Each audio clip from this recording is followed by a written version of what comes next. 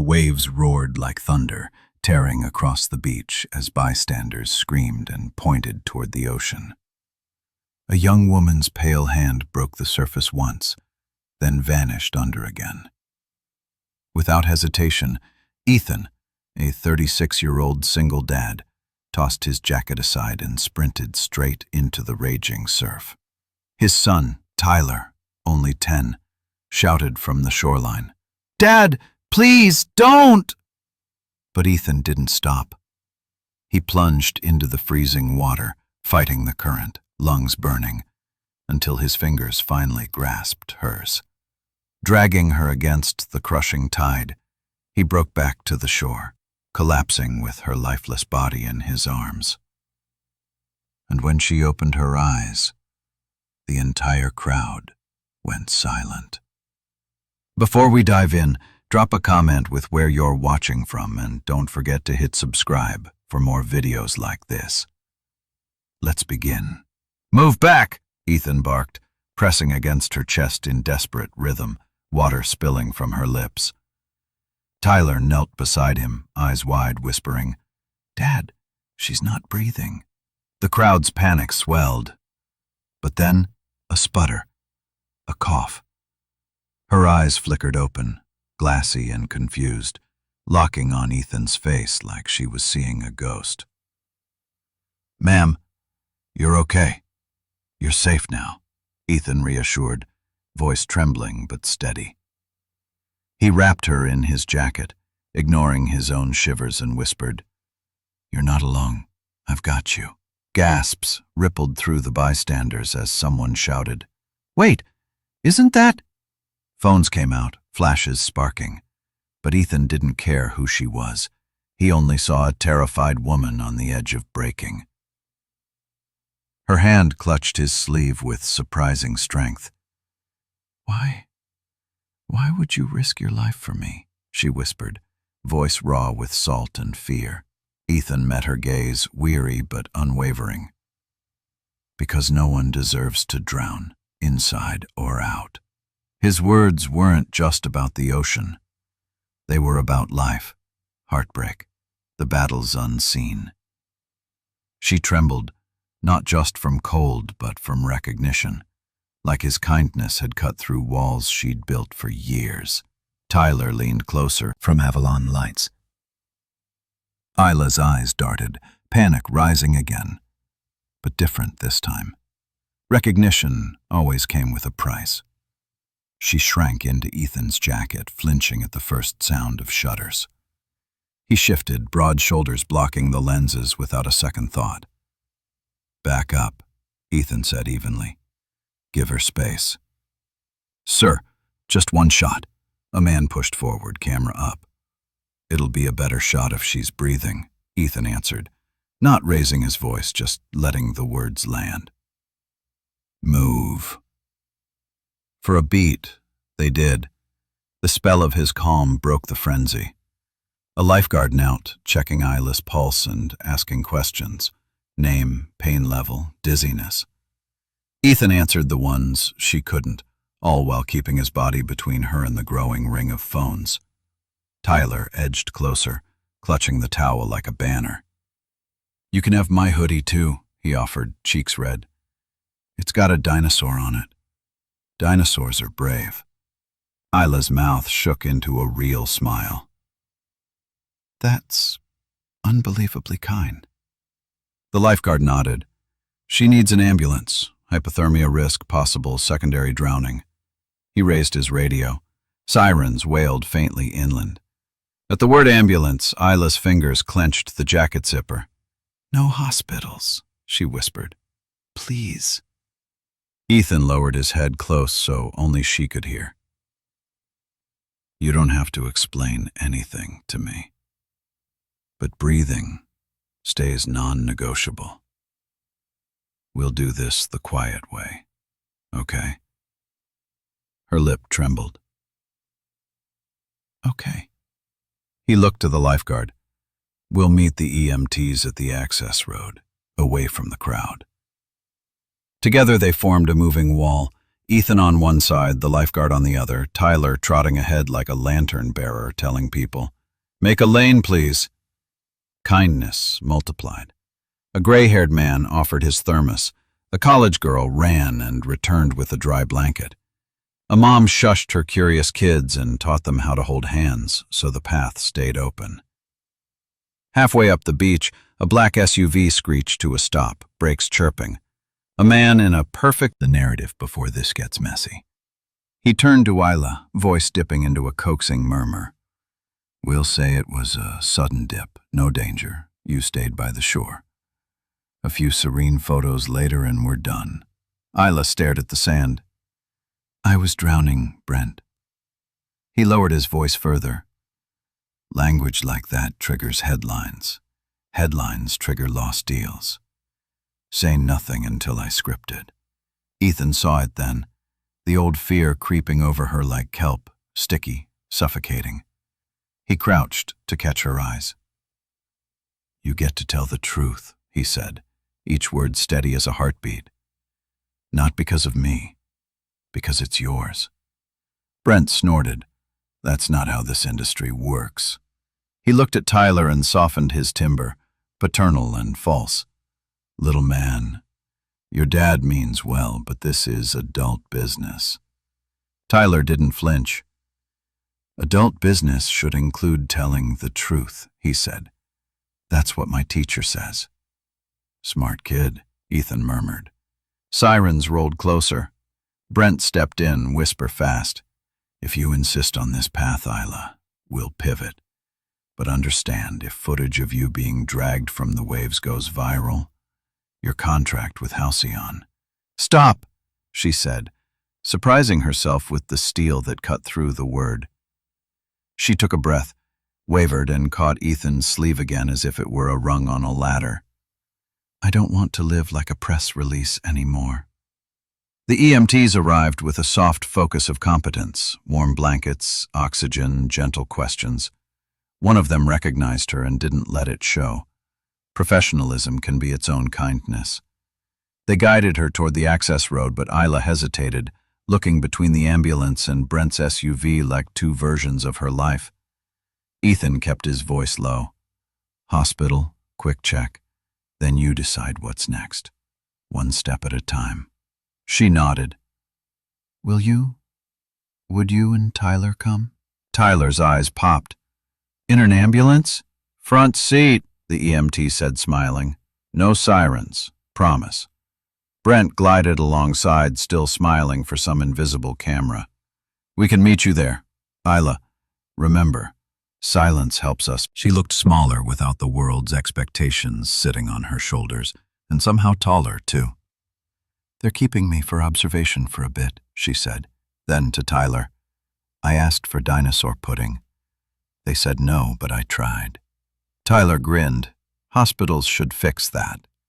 She turned to Ethan. "Can I say something crazy?" He shrugged. "Try me." "I recognized you before I knew your name." Her eyes flicked over his face, searching. 3 years ago, I was filming on a closed set and a food truck caught fire. People panicked. There was this guy who ran toward the smoke and pulled the driver out. He wouldn't even give his name, just said, "Call 911," and vanished. Ethan blinked. "I remember the fire. I didn't know it was your set." "I never forgot your eyes," she said, voice quiet. "Today, in the water, those eyes told me I wasn't done yet." Before he could answer, Brent appeared at the doorway, perfectly at ease in a place nobody is ever comfortable. "Update. The beach video's already online. We can either own it or drown in it.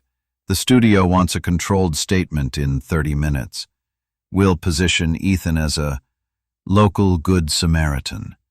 Quick handshake photo, taglines about bravery, then we pivot to your movie's release."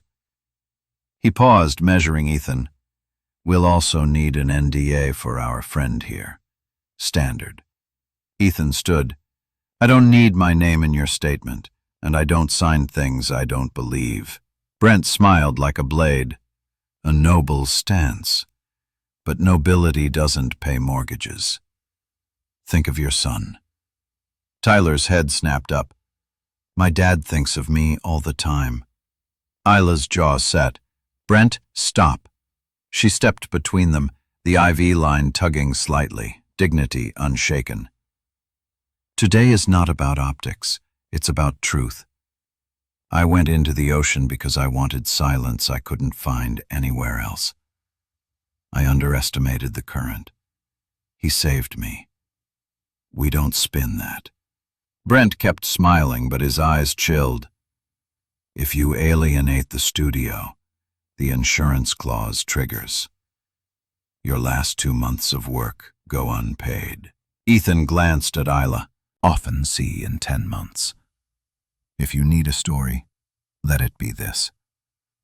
People you'll never recognize save you every day, by holding a door, by saying your name gently, by telling you the truth when it's hard. I'm going to rest, and then I'm going to make changes. She swallowed. Real ones. She hit post.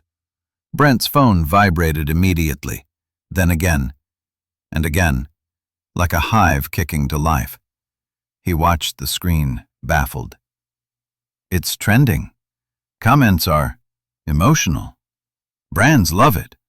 Ethan almost laughed. Imagine that. Brent rallied. We can still refine. Tomorrow, soft focus interview, sunrise walk, tasteful piano.